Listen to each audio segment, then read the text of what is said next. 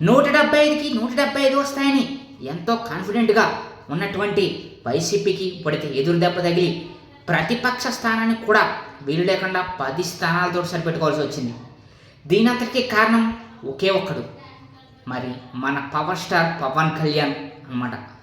So మరి పవన్ కళ్యాణ్ జగన్ని గద్దెదించడంలో షణ్ముఖ వ్యూహం రచించి సో మరి 21 స్థానాలు గెలిచి 2 ఎంపీ సీట్లు గెలిచి వైసీపీ పతనానికి కారణమయ్యారు.